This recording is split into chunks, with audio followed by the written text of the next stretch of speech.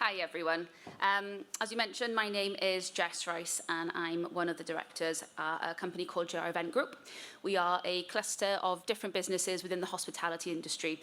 So we've got a catering arm, we've got an events arm, we've got a media arm, we've got corporate catering, but we all kind of work within the same sector. So a couple of weeks ago, Zoe from For the Region got in touch and said, do you want to go to the Start-Up Expo? Do you want to have a chat about what you guys do and how you started and what your journey was? I was like, yeah, definitely, we'll definitely do it. And then came that, oh God, what the hell am I going to talk about? Because unlike you guys, where you've got these absolutely funky clothes to talk about, none of you want to hear me talking about the gross margin on a chicken breast or like how many vol-au-vents it takes to feed 750 people. So I mentioned to Zoe, maybe I'll take it in a kind of different angle. More, well, what would I like to have known 18 years ago when I started? More kind of like really honing in on that, what little bit of advice would have made a big difference to me. So that's what I'm going to do. So it's a little bit uncomfortable. I'm going to mention a word that nobody really is going to chat about an awful lot today. Certainly not at a Start-Up Expo and certainly not in a main business exhibition. But that word, and don't all go, the word is failure, okay? It is a really important word. Not the glossy Instagram version of failure, not where it's like last week I was homeless and this week I've got a multi-million-pound business. I'm talking about the everyday failures of entrepreneurship. The stuff we don't get right, the stuff that doesn't go right, and the stuff that has real consequences for us. The kind that makes your stomach flip. The kind that makes you question whether you're cut out at all for business. And anybody else who's got a business in the room will no doubt, if they're honest, say there's been lots of times they're like, oh God, is this really for me? I certainly remember for me, years and years ago, I think it was about 12 years ago, I remember waking up at 3 o'clock in the morning thinking, do you know what I'm going to do? I'm going to buy a sheep farm, because sheep can't judge. How bad can running a sheep farm possibly be? Because the truth is, and this is really relevant to today with the Start-Up Expo, if you're building something from scratch, failure isn't a possibility, it's a guarantee. And I'm not saying that to scare you, I'm actually saying it to free you.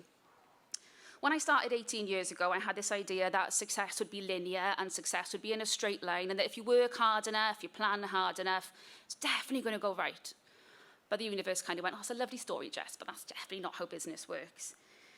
I've had events where the weather turned on us, suppliers that didn't show up, equipment that's failed, staff sickness. I mean, when I think about the COVID staff sickness, honestly, still gives me the heebie-jeebies. The plans we spent months perfecting, and then just something happens and it all falls apart.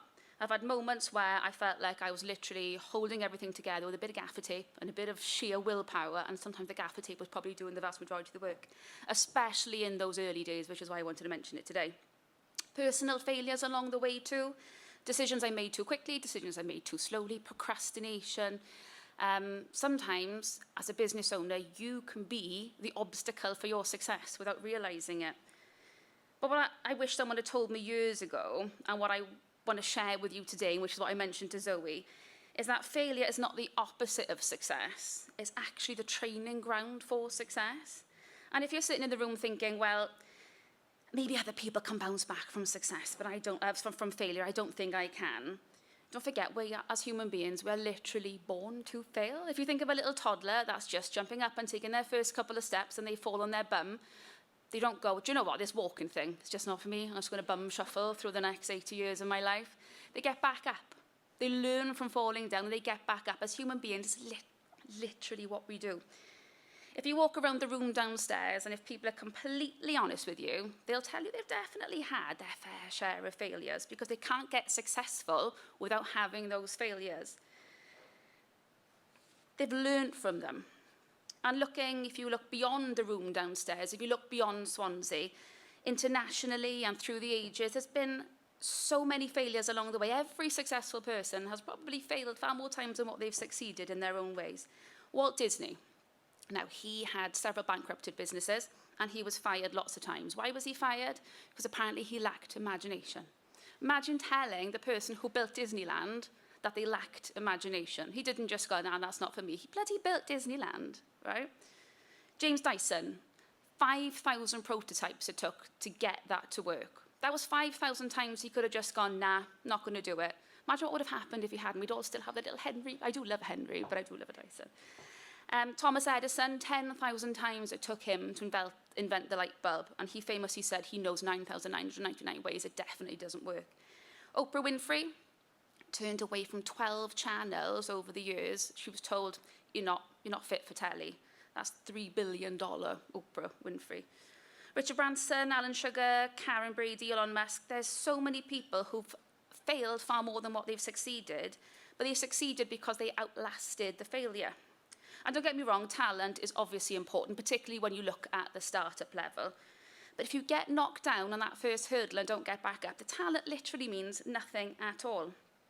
The difference, which I'm sure if you ask anybody in the room downstairs will agree with me, the magic word for me, for a startup and a business in general, is resilience. That's what it was for me. Resilience is everything. It's the difference between succeeding and it's the difference between just falling short. It's the difference between long-term success and just giving up. I'd say, for me, resilience, above everything else, is the currency for entrepreneurship. Now, I know everyone talks about likes and followers and money and all the rest of it. Actually, resilience is the most important thing, because none of that will happen without resilience. The ability to stand back up and say, well, do you know what, that didn't work. And there's been so many times, and I'm sure anybody else you'll speak to will go, well, that didn't work. And the easy thing is to just go, well, I'm not going to bother trying anymore. It's the resilience that makes you get back up and go, that didn't work, but what will work?